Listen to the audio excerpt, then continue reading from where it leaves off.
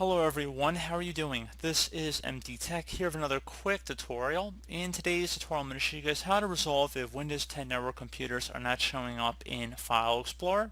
So this should hopefully be a pretty straightforward tutorial, and without further ado, let's go ahead and jump right into it.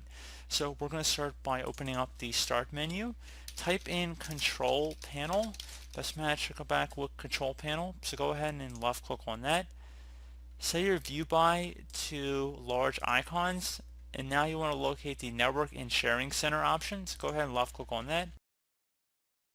Select Change Advanced Sharing Settings on the left side, and then you want to turn on both Network Discovery and File and Printer Sharing options underneath Guest or Public Settings, and then select the Save Changes button. So again, very straightforward. And now close out of here.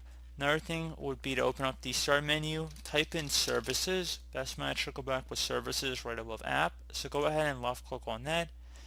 Now you want to locate two services. The first is going to be the Function Discovery Provider Host. So just look for that and double click on that. Set startup type to automatic delayed start, and then select the start option if service status is stopped, and then select apply and OK. Do the same thing for the function discovery resource publication, which should be right underneath of that, and then select the same thing. You can do automatic or automatic delayed start for both of these services. I just selected automatic delayed start. It shouldn't really make that big of a difference, to be honest. So we're going to select apply and OK.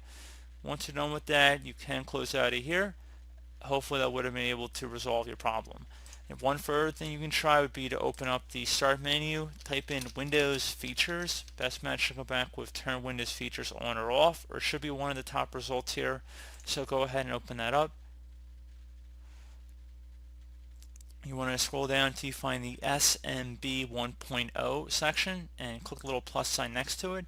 You want to make sure the SMB 1.0/CIFS file sharing support is checkmarked in here, as well as all the options underneath of it. So you can see SMB 1.0/CIFS server is not checkmarked. We're going to checkmark it here just to be safe, and then select OK. Again, might look a little different in your case. Just make sure they're all checkmarked under that expansion there. Just make sure they're all checkmarked when you expanded. And anyway, Windows completed the requested changes. Select Close. Restart your computer now, and hopefully that was able to resolve the problem. I do notice that last method I showed usually can actually fix the problem too. That seems to be another popular issue. So I showed all of the methods that I would suggest in this tutorial. So the last one I would definitely recommend taking a look at. So pretty straightforward process there, guys. Do hope I was able to help you out, and I do look forward to catching you all in the next tutorial. Goodbye.